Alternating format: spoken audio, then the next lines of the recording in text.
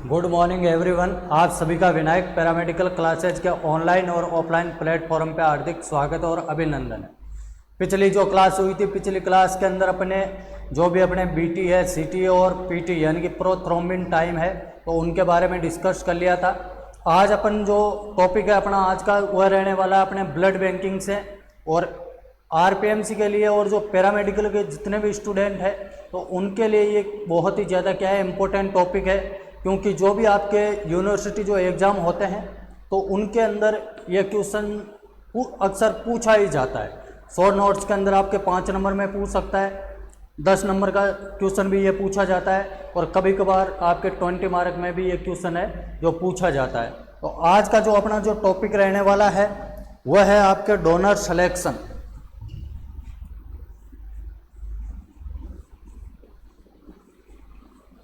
Donor selection या screening of donor.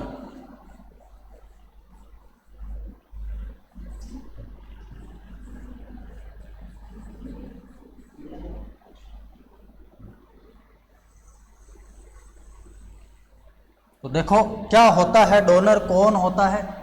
तो donor का आपको सभी को पता है, डोनर वह पर्सन होता है जो ब्लड क्या करता है, डोनेट करता है।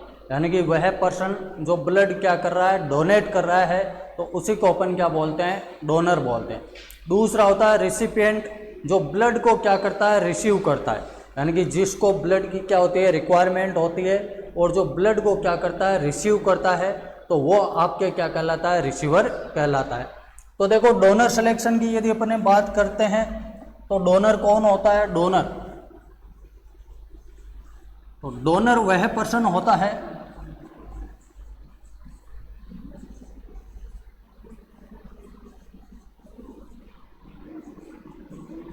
डोनर वह पर्सन होता है जो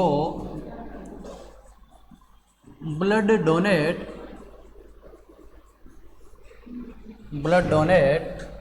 करता है। और एक चीज़ हमेशा ध्यान रखना, डोनर हमेशा हेल्दी इंडिविजुअल ही होगा। यानी कि जो भी हेल्दी पर्सन है वही आपके क्या हो सकता है, डोनर हो सकता है।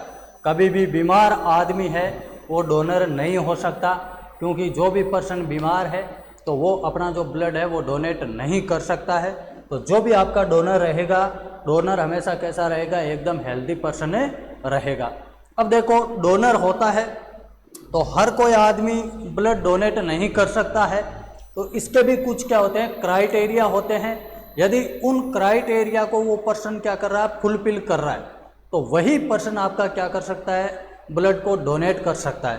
तो अपन इसके अंदर क्या करते हैं, डोनर सिलेक्शन के अंदर, यानी कि जो भी डोनर आपके पास में ब्लड डोनेट करने के लिए आता है तो आपको उसका क्या करना होता है, सिलेक्शन करना होता है कि कौन सा पर्सन ब्लड डोनेट करने के लिए एबल है, कौन सा पर्सन है जो आपके एबल नहीं है। वो सिलेक्शन कौन करता है, लैब टेक्नीशियन करता है। यानी कि जो भी ब्लड का कलेक्शन करने का जो काम होता है वो किसका होता है, लैब टेक्नीशियन का होता है। तो लैब टेक्नीशियन को इन चीज़ों के बारे में क्या होना चाहिए, नॉलेज होना चाहिए। तो आपका डोनर कौन होता है, डोनर वह पर्सन होता है जो ब्लड को क्या करता है, डोनेट करता है, वो आपके क्या कहलाता है, डोनर कहलाता है। और डोनर हमेशा कैसा होना चाहिए, हेल्दी इंडिविजुअल होना चाहिए। यानी कि किसी भी डिजीज से वो क्या नहीं करना चाहिए, सफ़र नहीं करना चाहिए। हेल्दी इंडिविजुअल है तभी वो आपके क्या कर सकता है, ब्लड को डोनेट कर सकता है। तो ब्लड डोनेशन करने के लिए जो भी आपका डोनर होता है तो उसके कुछ क्या होते हैं, इंपॉर्टेंट क्राइटेरिया होते हैं। ब्लड डोनेशन करने के लिए डोनर के लिए कुछ इम्पोर्टेंट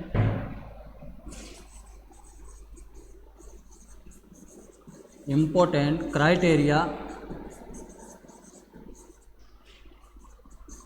होते हैं, वो डोनर को फुलफिल करने होते हैं तभी वह ब्लड डोनेट कर सकता है। यानी कि जो भी आपका डोनर है, तो डोनर क्या कर रहा है, ब्लड डोनेट करने के लिए आपके पास में ब्लड बैंक के अंदर आया है, तो उसके लिए भी क्या होते हैं, कुछ इम्पोर्टेंट क्या होते हैं, क्राइटेरिया होते हैं। यदि ये डोनर इन क्राइटेरिया को क्या कर रहा है, फुलफिल कर रहा है, यानी कि आपके जितने भी जो क्राइटेरिया है उन क्राइटेरिया के अंदर यदि वो पर्सन आ रहा है, तब तो वो क्या है, एबल है, यानी कि ब्लड डोनेशन के लिए क्या माना जाएगा, योग्य माना जाएगा। यदि इन क्राइटेरिया को, जो भी अपने जो निम्नलिखित जो क्राइटेरिया है जो आगे अपन पढ़ेंगे, यदि उन क्राइटेरिया को यदि वो फुलफिल नहीं कर पा रहा है, तो वो कैसा माना जाएगा, अयोग्य माना जाएगा। यानी कि उस कंडीशन के अंदर वह पर्सन है जो क्या नहीं कर पाता है, ब्लड डोनेशन है वो नहीं कर पाता है। तो ऐसे कौन कौन से क्राइटेरिया होते हैं, तो उनके बारे में वन बाय वन एक एक को डिटेल के अंदर अपने पढ़ेंगे। तो देखो, फर्स्ट क्राइटेरिया होता है इसका आइडेंटिफिकेशन डाटा।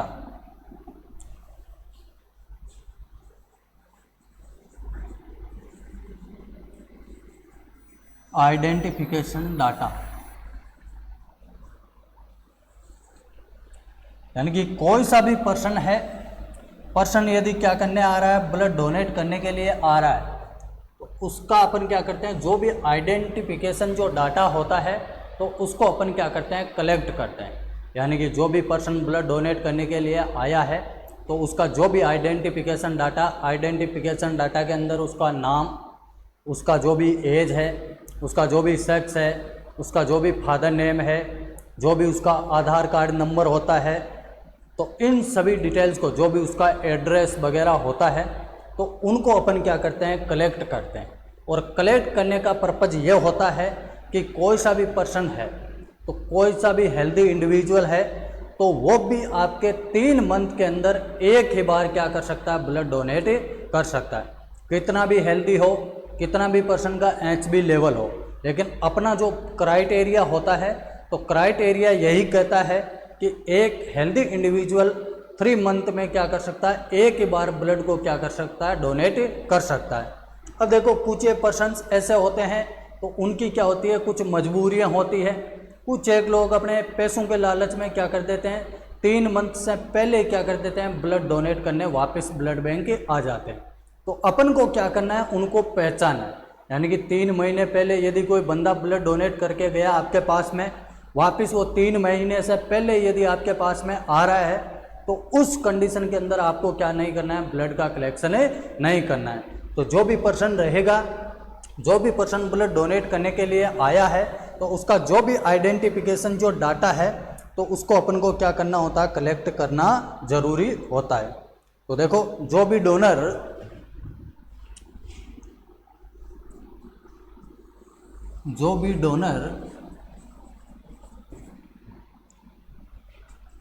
ब्लड डोनेट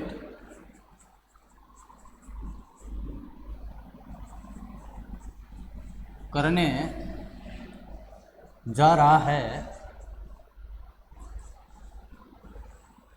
उसका आइडेंटिफिकेशन डाटा, जैसे उसका नेम,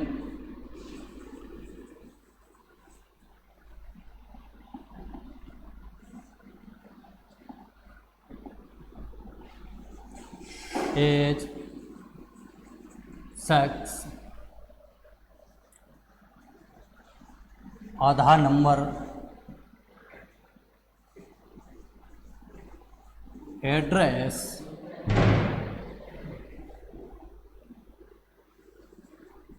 आदि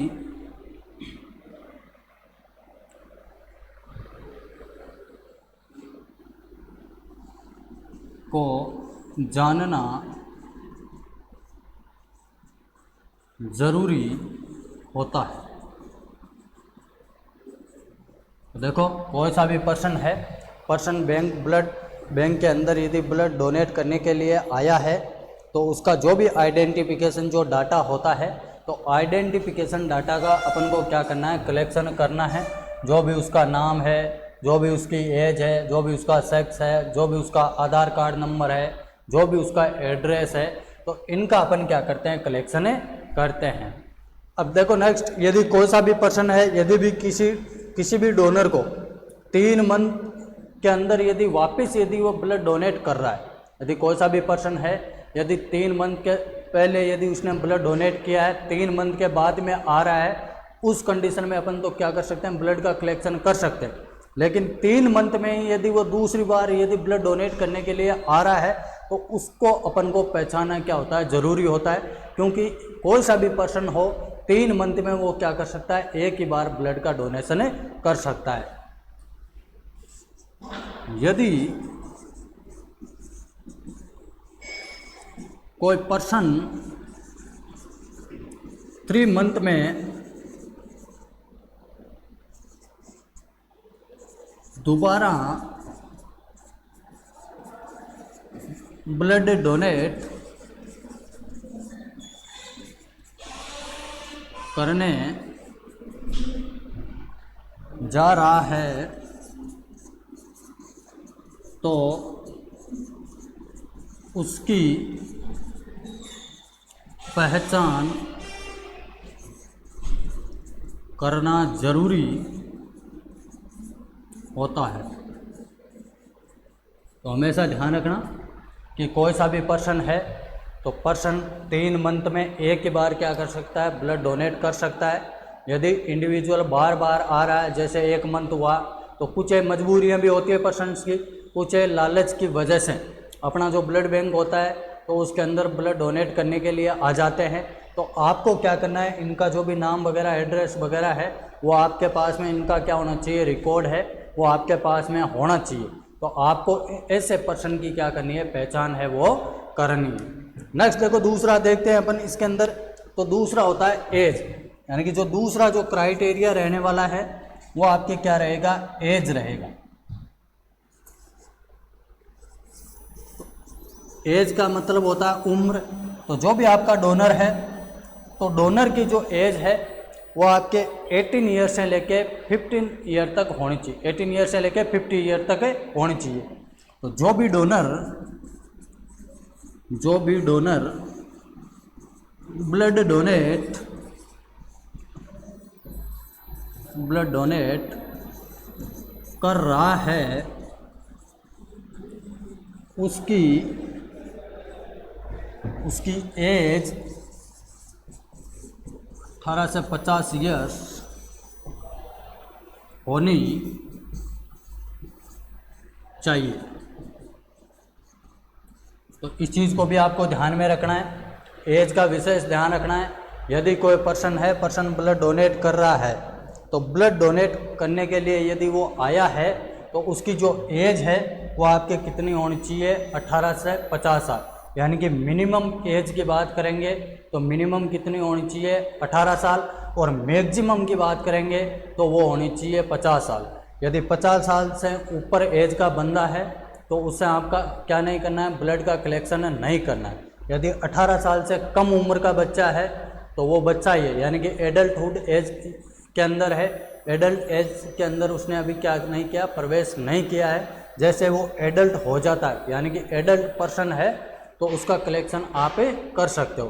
तो उम्र को आपको ध्यान में रखना है, जो भी एज है वो 18 साल से लेकर 50 साल के क्या होनी चाहिए, बीच में होनी चाहिए। यदि 18 से कम है तो भी आपको ब्लड का कलेक्शन नहीं करना है। यदि 50 साल से यदि ज़्यादा हो गई है तो भी आपको क्या नहीं करना है, ब्लड का कलेक्शन नहीं करना है। नेक्स्ट तीसरा जो आपके क्राइटेरिया आता है वो आता है आपके हिस्ट्री।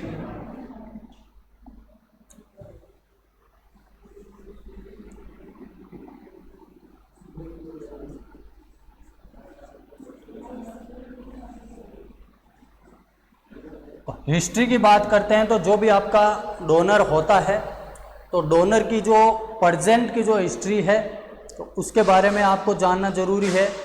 जो भी उसके पास्ट की जो हिस्ट्री रही है, तो उसके बारे में भी आपको जानना क्या होता है, ज़रूरी होता है। यानी कि जो भी पर्सन है, तो पर्सन ब्लड डोनेट करने के लिए आया है, तो उसकी जो प्रेजेंट की जो हिस्ट्री है उसको आपको जानना ज़रूरी है। क्यों? क्योंकि प्रेजेंट के अंदर उसको कोई डिजीज़ कंडीशन तो नहीं है।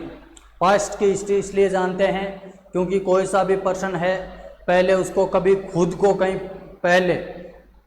कहीं ब्लड का ट्रांसफ्यूजन तो नहीं हुआ है, या जो भी पर्सन ने अपनी जो लाइफ है तो उसमें पहले यानी कि 2-3 साल पहले अपने पास में ब्लड डोनेट करने के लिए वो आया है, तो इससे पहले 2-3 साल पहले उसको किसी भी प्रकार की कोई हार्ट से रिलेटेड या कोई रेस्पिरेटरी कोई प्रॉब्लम तो नहीं रही है। तो ये सारी जो हिस्ट्री होती है तो इसका कलेक्शन करना क्या होता है, ज़रूरी होता है। तो जो भी पर्सन है, जो भी आपका डोनर है, डोनर ब्लड डोनेट करने के लिए यदि आ रहा है, तो जब भी अपन डोनर का क्या कर रहे हैं, सिलेक्शन कर रहे हैं, तो उस समय उसके जो भी हेल्थ की जो भी प्रेजेंट जो हिस्ट्री होती है तो उसको जानना क्या होता है, ज़रूरी होता है। क्या हुआ?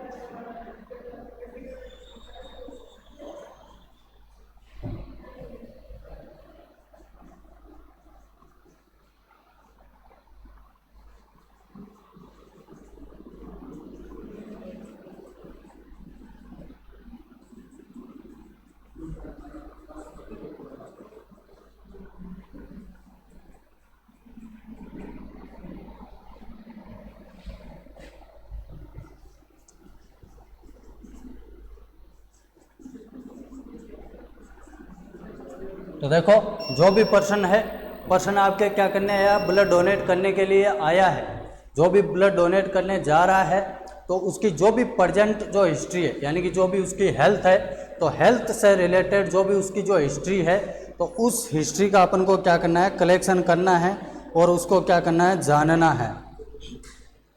जैसे कि एग्जाम्पल की यदि अपन बात करते हैं, जैसे कि जो भी आपका जो डोनर है, तो डोनर को कौन कौन सी हिस्ट्री है वो अपन क्या करते हैं, कलेक्ट करते हैं। तो देखो, डोनर को किसी भी प्रकार की कोई सर्जरी तो नहीं हुई है, इस चीज़ को अपन को जानना है। डोनर को किसी भी प्रकार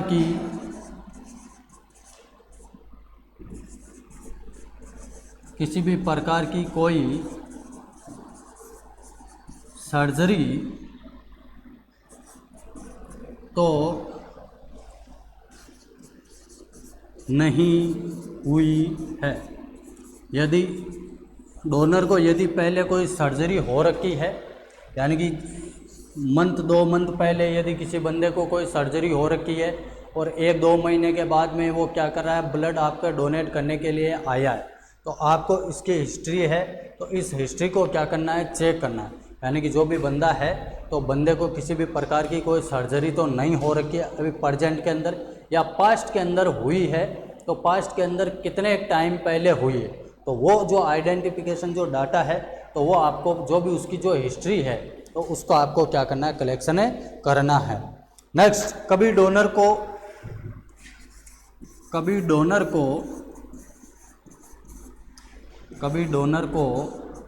पहले ब्लड ट्रांसफ्यूजन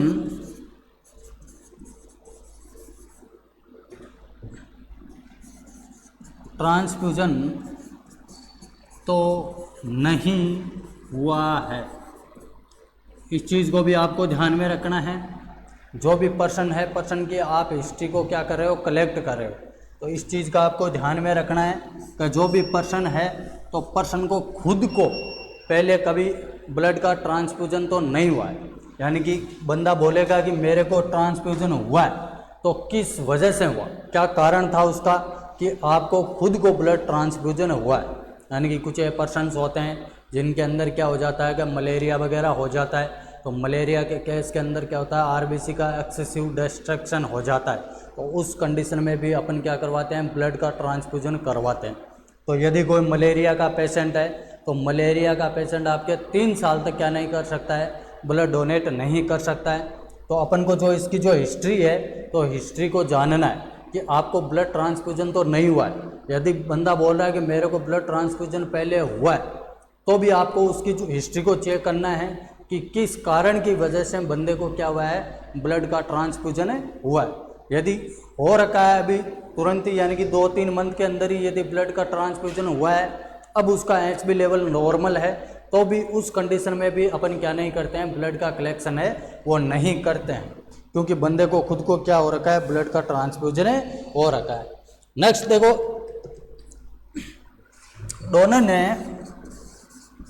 डोनर ने कभी भी कार्डियक डिजीज से सफर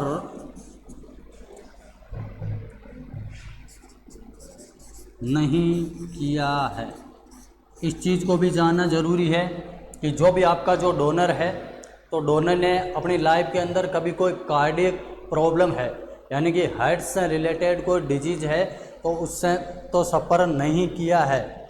यदि किसी भी पर्सन ने यदि इससे सफ़र किया, यानी कि कोई भी कार्डियक प्रॉब्लम बंदे को हुई है, यानी कि किसी भी पर्सन को यदि हार्ट अटैक वगैरह पहले हो रखा है, तो उस कंडीशन के अंदर वो ब्लड डोनेट नहीं कर सकता है। यदि कि हार्ट से रिलेटेड यदि किसी भी प्रकार की कोई प्रॉब्लम है, तो वह पर्सन क्या नहीं कर सकता है, ब्लड का डोनेशन है वो नहीं कर सकता है। नेक्स्ट देखो, यदि कोई सा भी पर्सन है, तो पर्सन को यदि लास्ट के जो 2 मंथ है, लास्ट वाले, जैसे आज कोई पर्सन है अपने पास में ब्लड डोनेट करने के लिए आया है, तो उसके जो लास्ट के 2 मंथ है, तो उनकी भी हिस्ट्री आपको क्या करना है, कलेक्ट करना है कि जो उसके 2-3 महीने जो लास्ट वाले हैं, तो उनके अंदर किसी कम्युनिकेबल कोई डिजीज, जैसे कि आपके स्मॉल पॉक्स होता है, चिकन पॉक्स होता है, किसी भी प्रकार की कोई कम्युनिकेबल जो डिजीज है, तो उससे सफ़र तो नहीं किया है। यह भी जानना ज़रूरी होता है कि डोनर ने लास्ट 2 या 3 मंथ में किसी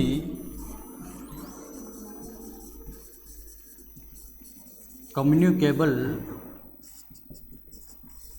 डिजीज जैसे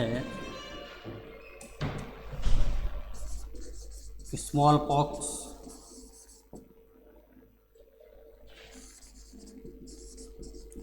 चिकन पॉक्स, मम्प्स,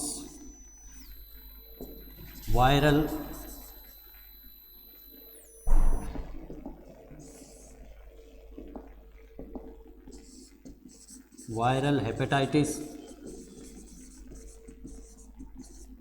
या HIV एड्स से तो सफ़र नहीं किया है। तो देखो, नेक्स्ट ये चीज़ भी आपको जानना ज़रूरी होता है कि जो भी आपका डोनर है, तो डोनर ने जो भी इसके जो लास्ट के जो आपके 2 या 3 मंथ है, यानी कि जो भी आज यानी कि ब्लड डोनेट करने के लिए जो डोनर है वो आपके पास में आया है, तो आपको इन चीज़ों का भी ध्यान रखना है। जो भी आपका जो डोनर आया है, तो डोनर से आपको पूछना है कि आपने जो लास्ट के जो 2-3 मंथ है, तो उनके अंदर किसी डिजीज से कोई सफ़र तो नहीं किया। यानी कि कोई ऐसा हो सकता है कि बंदे को स्मॉल पॉक्स हुआ हो, चिकन पॉक्स हुआ हो, आज तो वो ठीक हो गया, लेकिन इससे पहले 2-3 महीने पहले उसने क्या कर लिया है, इन चीज़ों से क्या कर लिया है, सफ़र कर लिया है। दूसरा, यानी कि आपके चिकन पॉक्स, स्मॉल पॉक्स सारे जानते होंगे, स्मॉल पॉक्स, चिकन पॉक्स छोटी माता, बड़ी माता, मम्स होता है, वायरल हेपेटाइटिस, यानी कि वायरस की वजह से आपके जो लीवर होता है, तो लीवर का क्या हो जाता है, इनलार्जमेंट हो जाता है। आपका जो लीवर है, लीवर में कोई वायरल इन्फेक्शन होता है तो उसकी वजह से क्या होता है, हेपेटाइटिस होने के क्या रहते हैं, चांस रहते हैं। हेपेटाइटिस का मतलब क्या होता है, इन्फ्लामेशन इनटू द लीवर। आपका जो लीवर है, लीवर का क्या हो गया, इन्फ्लामेशन हो गया। तो दो कारण हो सकते हैं, एक तो हो सकते हैं कम्युनिकेबल, यानी कि कोई भी वायरल कंडीशन है, यानी कि कोई सा भी वायरस गया और उस वायरस की वजह से क्या हुआ है, हेपेटाइटिस हुआ है। तो यदि वायरल हेपेटाइटिस बंदे को है तो भी आपको क्या करना है, उसकी जो हिस्ट्री है उसको कलेक्ट करना है, या आपके जो भी HIV एड्स है या कोई HIV एड्स के कोई सिम्टम उसकी बॉडी में नज़र आए हो तो उनके बारे में आपको क्या करना है, जो डाटा है तो उसका क्या करना है, कलेक्शन करना है। यदि पेशेंट, यदि ये जो आपका डोनर है, डोनर यदि बता रहा है कि मैंने इन डिजीज से पिछले 2-3 मंथ के अंदर ऐसा सफ़र किया है, तो उस कंडीशन के अंदर आपको क्या नहीं करना है, ब्लड का कलेक्शन नहीं करना है, क्योंकि उसका ब्लड का जो इन्वेस्टिगेशन है वो पहले आपको करना पड़ेगा। यदि उसके अंदर उसकी जो रिपोर्ट है यदि वो नेगेटिव आती है तब आप उसका क्या कर सकते हो, ब्लड का कलेक्शन कर सकते हो। तो यदि ये क्राइटेरिया है, क्राइटेरिया के अंदर नहीं आ रहा है तो आपको इसका क्या नहीं करना है, ब्लड का जो कलेक्शन है वो नहीं करना है। नेक्स्ट देखा जाता है फिजिकल टेस्ट।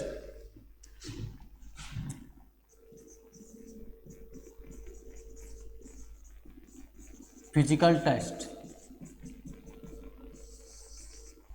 तो देखो कोई सा भी पर्सन हो यदि ब्लड डोनेट करने वो जा रहा है तो उसकी जो फिजिकल जो कंडीशन है, यानी कि फिजिकली एकदम क्या होना चाहिए, फिट होना चाहिए। उसकी जो मेंटल हेल्थ है वो भी एकदम क्या होनी चाहिए, हेल्दी होनी चाहिए। यदि कोई पर्सन है मेंटल है, दिमागी तौर से यदि उसकी दिमागी अवस्था ठीक नहीं है और वो आपके पास में आ जाता है कि मैं ब्लड डोनेट करूँगा, और आपने उसका जो भी मेंटल हेल्थ है उसके बारे में चेकअप नहीं किया और आपने क्या कर लिया, ब्लड का कलेक्शन कर लिया, तो वो चीज़ क्या होती है, गलत होती है।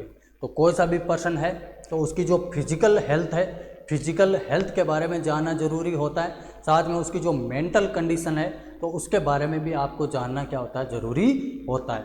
तो कोई सा भी पर्सन, यदि कोई पर्सन ब्लड डोनेट कर रहा है तो उसकी physical health and mental health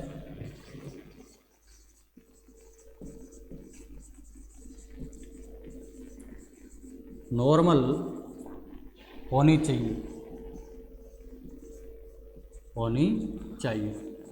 अब देखो जो फिजिकल हेल्थ होती है तो फिजिकल हेल्थ के अंदर अपन क्या करते हैं, जो भी पर्सन होता है तो पर्सन के जो भी बॉडी के जो वाइटल साइंस होते हैं तो उन वाइटल साइंस को अपन क्या करते हैं, चेक करते हैं।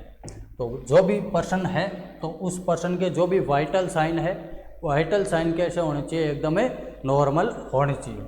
तो जो भी पर्सन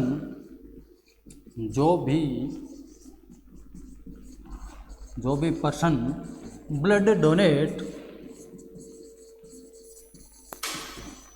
कर रहा है तो उसके वाइटल साइन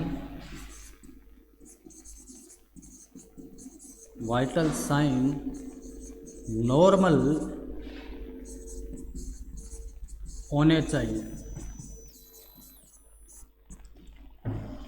अब देखो बॉडी के अंदर कौन कौन से ऐसे साइन होते हैं जो इस चीज़ को इंडिकेट करते हैं कि जो भी इंडिविजुअल है वो हेल्दी है या किसी डिजीज से क्या कर रहा है, सफ़र कर रहा है। तो वाइटल साइन क्या होते हैं, वाइटल साइन होते हैं ये अपनी बॉडी के क्या होते हैं, संकेत होते हैं जो इस चीज़ को क्या कर रहे हैं, इंडिकेट कर रहे हैं कि जो अपनी बॉडी है उसके जो भी ऑर्गन है वो प्रॉपर फंक्शन कर रहे हैं या नहीं कर रहे हैं। जब तक आपकी बॉडी के अंदर वाइटल साइन यदि चालू है, यदि आपको वाइटल साइन फील हो रहे हैं तब तक ये आप क्या हो, जिंदा हो।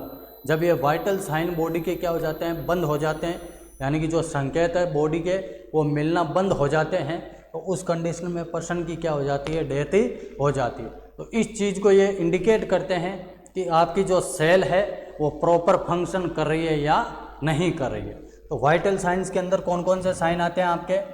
वाइटल साइन वो साइन होते हैं जो बॉडी खुद क्या करती है, प्रोड्यूस करती है। बॉडी खुद क्या कर रही है, प्रोड्यूस कर रही है, वो आपके क्या कहलाएंगे, वाइटल साइन कहलाएंगे। तो इसके अंदर वाइटल साइन की यदि अपन बात करते हैं तो फर्स्ट आता है इसके अंदर टेम्परेचर।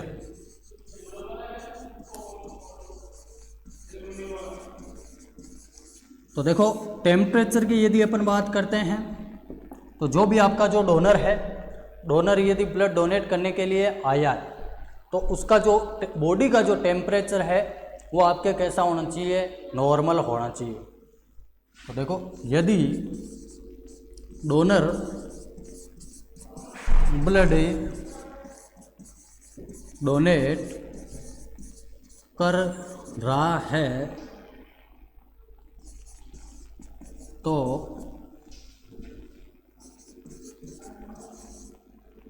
उसकी बॉडी का टेम्परेचर नॉर्मल कितना होता है, नॉर्मल 37 डिग्री सेल्सियस। यदि आपके फ़ारेनहाइट में बात कर ले तो 98.6 डिग्री फ़ारेनहाइट होना चाहिए, होना चाहिए। तो जो भी आपका पर्सन है जो क्या कर रहा है, ब्लड को डोनेट कर रहा है, तो डोनेशन करने से पहले आपको क्या करना है, उसकी जो फिजिकल जो टेस्ट है तो वो आपको क्या करना है, चेक करने हैं। फिजिकल टेस्ट के अंदर अपन को क्या चेक करना होता है, उसके बॉडी के जो वाइटल साइन है उनको अपन क्या करते हैं, चेक करते हैं। तो वाइटल साइन की बात करते हैं तो आपके फर्स्ट आता है टेम्परेचर। टेम्परेचर का मतलब है अपनी जो बॉडी है, बॉडी का तापमान। तो ये आपकी बॉडी खुद क्या करती है, इसको प्रोड्यूस करती है। तो जो भी यदि डोनर है, डोनर क्या कर रहा है, ब्लड का डोनेशन करने जा रहा है, यानी कि ब्लड डोनेट करने के लिए वो ब्लड बैंक में आ चुका है, तो आपको क्या करना है, उसका फिजिकल टेस्ट करना है। और ये चीज़ आपको चेक करनी है, उसकी बॉडी है, बॉडी का टेम्परेचर है वो नॉर्मल है या नहीं, यानी कि उसकी बॉडी का जो टेम्परेचर है वो 37 डिग्री सेल्सियस या आपके 98.6 डिग्री फ़ारेनहाइट होना चाहिए। यदि डोनर को फीवर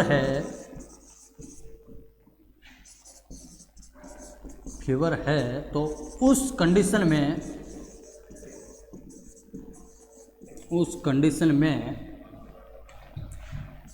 वह पर्सन ब्लड डोनेट नहीं कर सकता है, डोनेट नहीं कर सकता है। तो यदि पर्सन को क्या हो रखा है, फीवर हो रखा है, बुखार आ रखा है, यानी कि आपने वाइटल साइन चेक किए, वाइटल साइन के अंदर आपने थर्मामीटर उसके माउथ में रखा या एक जिला में रख दिया और आपने क्या किया, बॉडी का टेम्परेचर लिया, तो आपका बॉडी का जो टेम्परेचर है वो क्या मिल रहा है, आपको बढ़ा हुआ मिल रहा है। यदि टेम्परेचर बढ़ा हुआ है तो इसका मतलब क्या है, जो भी पर्सन है तो पर्सन को क्या है, फीवर है, बुखार है। तो बुखार की कंडीशन के अंदर जो भी पर्सन रहेगा वो क्या नहीं कर पाएगा, ब्लड का डोनेशन है वो नहीं करता है। तो ये आपके क्या हो जाएगा, फिर रिजेक्टेड हो जाएगा। यदि नॉर्मल है तो नॉर्मल की कंडीशन के अंदर आप क्या कर सकते हो, ब्लड का कलेक्शन कर सकते हो। यदि टेम्परेचर यदि नॉर्मल नहीं है तो उस कंडीशन के अंदर आपको क्या नहीं करना है, ब्लड का कलेक्शन नहीं करना है। यदि बॉडी का टेम्परेचर कम हो जाता है तो वो कंडीशन आपके कहलाती है हाइपोथर्मिया, यानी कि बॉडी का जो टेम्परेचर है, टेम्परेचर क्या हो जाता है, कम हो जाता है, तो वो कंडीशन आपकी क्या कहलाती है, थर्मिया। और दूसरा हाइपरथर्मिया, यानी कि बॉडी का टेम्परेचर है, टेम्परेचर क्या हो रहा है, नॉर्मल से ज़्यादा हो रहा है। यदि कम हो रहा है तो क्या हो जाएगा, हाइपोथर्मिया। हाइपोथर्मिया के जो चांस होते हैं वो होते हैं आपके LBW जो बेबी होते हैं। LBW का मतलब होता है लो बर्थ वेट वाले जो बेबी होते हैं, या आपके प्री टर्म बेबी होता है, यानी कि समय से पहले यदि किसी बच्चे का जन्म हो जाता है या उसका वजन आपके 2500 ग्राम से क्या है, कम है, तो ऐसे बच्चों को क्या होते हैं, जो आपके हाइपोथर्मिया हैं वो होने के क्या रहते हैं, चांसेस रहते हैं। और हाइपोथर्मिया को बच्चों के अंदर साइलेंट किलर के नाम से जाना जाता है, यानी कि एडल्ट पर्सन होता है तो एडल्ट पर्सन के अंदर आपके मायोकार्डियल जो इन्फेक्शन होता है तो वो क्या होती है, साइलेंट किलर होती है, अचानक आती है और पर्सन की क्या हो जाती है, डेथ हो जाती है। तो उसी प्रकार से जो भी आपके छोटे बच्चे होते हैं तो छोटे बच्चों के अंदर जो हाइपोथर्मिया होता है इसको बोलते हैं साइलेंट किलर। यानी कि ऑटोमेटिकली क्या होगा, बच्चे का जो टेम्परेचर है टेम्परेचर कम होगा, कम होकर उसकी क्या हो जाती है, डेथ हो जाती है। तो इसको कौन सी बोला जाता है, बच्चों के अंदर साइलेंट किलर के नाम से जाना जाता है। नेक्स्ट देखो हाइपरथर्मिया। जो थर्मिया जो वर्ड अपन यूज में ले रहे हैं, थर्मिया वर्ड का मतलब होता है टेम्परेचर। यदि टेम्परेचर है आपके 37 डिग्री सेल्सियस से क्या हो रहा है, ज़्यादा हो रहा है, तो वो कंडीशन आपके क्या कहलाती है, हाइपरथर्मिया। तो चाहे बंदे को हाइपोथर्मिया हो चाहे हाइपरथर्मिया हो, दोनों ही कंडीशन के अंदर आपको क्या नहीं करना है, ब्लड का कलेक्शन नहीं करना है। यदि हाइपोथर्मिया तो भी नहीं करना, यदि हाइपरथर्मिया हो गया तो भी आपको क्या नहीं करना है, ब्लड का कलेक्शन नहीं करना है। नेक्स्ट देखो दूसरे वाइटल साइन की यदि अपन बात करते हैं तो दूसरा आपका वाइटल साइन क्या रहता है, ब्लड प्रेशर।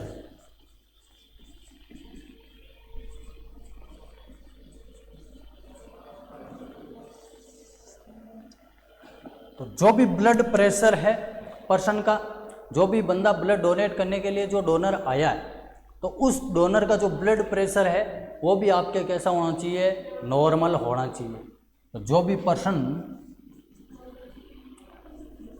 जो भी डोनर लिख लो सीधा, डोनर ब्लड डोनेट कर रहा है उसकी बॉडी का ब्लड प्रेशर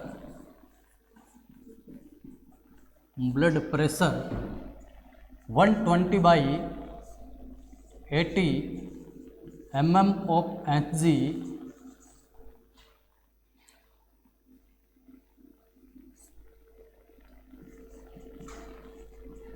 होना चाहिए। यानी कि जो भी पर्सन है, पर्सन आपके क्या कर रहा है, ये भी सॉरी इसको यहाँ से काट देना है,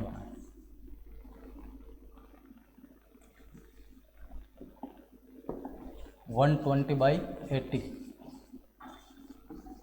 mmHg होना चाहिए। ठीक है, एक ही बात है, चाहे वैसे लिखो चाहे ऐसे लिखो, एक ही बात है।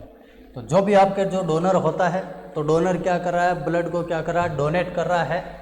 तो डोनेट कर रहा है तो उस समय जो उसकी बॉडी है, तो उसकी बॉडी का जो टेम्परेचर है, ब्लड का जो प्रेशर है, ब्लड का प्रेशर भी क्या होना चाहिए, नॉर्मल होना चाहिए। और नॉर्मल जो ब्लड प्रेशर होता है वो आपके कितना होता है, 120/80 mmHg होता है। यानी कि 120/80 mmHg इसका क्या होना चाहिए, ब्लड प्रेशर होना चाहिए।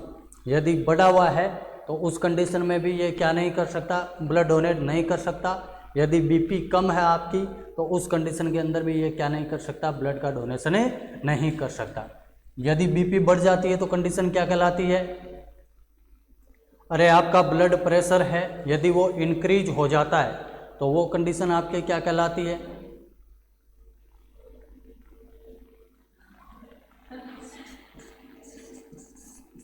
हाइपरटेंशन। हाइपरटेंशन का मतलब ये नहीं होता है कि टेंशन ज़्यादा हो गई तो उसको हाइपरटेंशन बोल दो।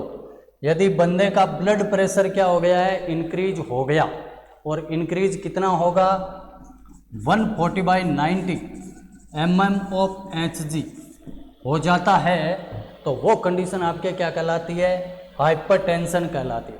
ये ऊपर वाला जो प्रेशर होता है ये कौन सा होता है, सिस्टोलिक प्रेशर होता है। सिस्टोलिक प्रेशर हमेशा क्या रहता है, ज़्यादा रहता है। जो नीचे वाला जो 80 है यह आपका कौन सा होता है, डायस्टोलिक प्रेशर होता है। तो डायस्टोलिक प्रेशर हमेशा क्या होता है, कम होता है। सिस्टोलिक का मतलब है जब भी ब्लड की हार्ट है, हार्ट क्या कर रहा है, कॉन्ट्रैक्शन कर रहा है, तो कॉन्ट्रैक्शन के दौरान जो ब्लड वेसल्स पे जो दबाव लग रहा है तो वो आपके कौन सा हो जाएगा, सिस्टोलिक। अब क्या हो रहा है, वापस हार्ट है, हार्ट रिलैक्सेशन हो रहा है, यानी कि रिलैक्स हो रहा है, तो वापस जो बॉडी के जो ऑर्गन्स है वहाँ से जो डीऑक्सीजनेटेड जो ब्लड है वो वापस कहाँ आ रहा है, हार्ट में आ रहा है। तो जो वेन के द्वारा जो ब्लड आ रहा है तो इसका जो प्रेशर होता है वो क्या होता है, कम होता है।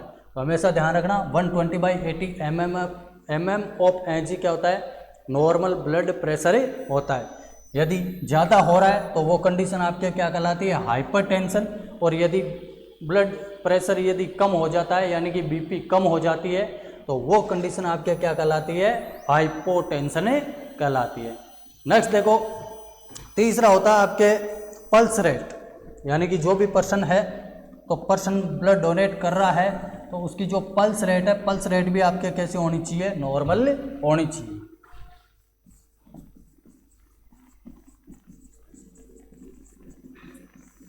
तो पल्स रेट के अंदर देखो, जो भी डोनर ब्लड डोनेट करने जा रहा है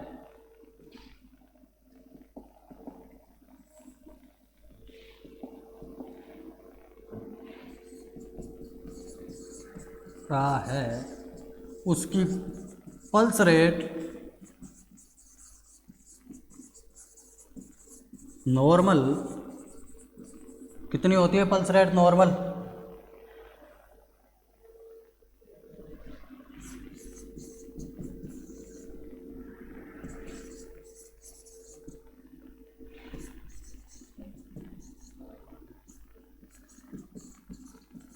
होनी चाहिए। यानी कि नॉर्मल यदि अपन पल्स रेट की यदि अपन बात करते हैं तो नॉर्मल जो पल्स रेट होती है वो आपके कितनी होती है, 60 से लेके 100 आपके 100 बीट पर मिनट आपके क्या होती है, नॉर्मल पल्स रेट होती है। अब यदि अपन एडल्ट की बात करते हैं यानी कि अपने पास में जो ब्लड डोनेट करने के लिए जो आ रहा है वो पर्सन कैसा है, एडल्ट है, तो इनसे तो अपन को लेना देना नहीं है, अपन को तो क्या देखनी है, एडल्ट की पल्स रेट देखना है। तो एडल्ट की जो पल्स रेट होती है वो होती है आपके 72 बीट पर मिनट। तो जो भी आपका डोनर है, डोनर यदि ब्लड डोनेट करने के लिए आपके पास में आया है तो आपको उसकी पल्स रेट को क्या करना है, चेक करना है। तो उसकी जो पल्स रेट है, पल्स रेट आपके कैसे होनी चाहिए, नॉर्मली होनी चाहिए। तो एडल्ट पर्सन होता है, एडल्ट पर्सन की जो नॉर्मल जो पल्स रेट होती है वो आपके कितनी होती है, 72 बीट पर मिनट होती है। नॉर्मल का मतलब ये है यानी कि जैसे जैसे आदमी की एज बढ़ेगी, यानी कि छोटा बच्चा होता है तो बच्चा पैदा होते ही उसकी जो पल्स रेट होती है वो आपके क्या होती है, 100 से प्लस ही होती है, यानी कि 130, 140, 150 तक, 160 तक होती है। यानी कि जो पल्स रेट होती है लगभग 140 क्या मानी जाती है, नॉर्मल मानी जाती है न्यूबॉर्न बेबी के अंदर। अब जैसे जैसे उसकी एज बढ़ेगी वैसे वैसे आपके पल्स रेट क्या होती है, कम होती है। कोई पर्सन है यदि ओल्ड एज के अंदर प्रवेश कर जाता है तो बॉडी के जो सिस्टम होते हैं तो सिस्टम भी क्या होते हैं, धीरे धीरे काम करना क्या कर देते हैं, जो उनकी काम करने की जो कैपेसिटी होती है वो क्या हो जाती है, कम हो जाती है। तो जो ओल्ड पर्सन होते हैं तो ओल्ड पर्सन के अंदर आपके जो पल्स रेट है वो आपके क्या होती है, कम देखने को मिलती है। तो नॉर्मल यदि अपन ओल्ड बंदे की यदि अपन चेक कर रहे हैं 60 आ रही है तो वो उसके लिए नॉर्मल है। तो नॉर्मल आपके कितनी हो जाएगी, 60 से लेकर 100 बीट पर मिनट। एडल्ट की बात करेंगे तो आपके कितनी होनी चाहिए, 72 बीट पर मिनट। इसका भी एक क्राइटेरिया होता है, कुछ एक कंडीशंस होती है। यदि कोई पर्सन यदि डोनर है, डोनर चल के आया यानी कि पैदल चलेगा, बॉडी के अंदर एक्सरसाइज वगैरह यदि वो करके आया है या दौड़ के आया है तो उसकी पल्स रेट आपको क्या देखने को मिल सकती है, इंक्रीज देखने को मिल सकती है। तो आपको क्या करवानी है, जो भी डोनर आया है तो उसको पहले जो भी उसकी हिस्ट्री है उसको चेक करना है कि आप किस से आए हो, पैदल चल के आया हो, दौड़ के आए हो या सीढ़ियों पे आप चढ़ के आए हो। तो आपको उस कंडीशन में उसको क्या करवानी है, आधे घंटे तक उसको पहले रेस्ट करवाना है। रेस्ट करवाने के बाद में उसके जो वाइटल साइन है तो उनको आपको क्या करना है, चेक ही करना है। नेक्स्ट देखो अगला,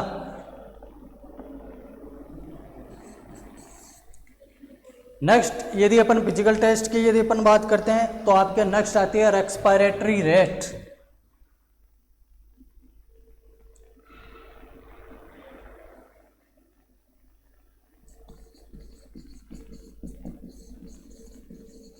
रेस्पिरेटरी रेट, देखो रेस्पिरेटरी रेट की यदि अपन बात करते हैं तो जो भी डोनर है तो डोनर की जो रेस्पिरेशन की जो रेट है वो आपके क्या होनी चाहिए, नॉर्मल होनी चाहिए। तो जो भी पर्सन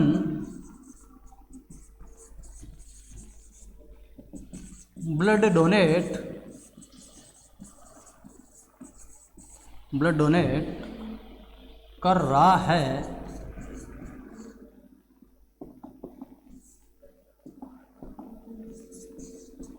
तो उसकी रेस्पायरेशन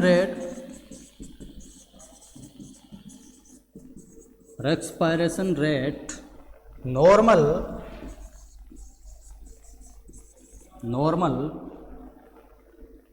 नॉर्मल कितनी होती है?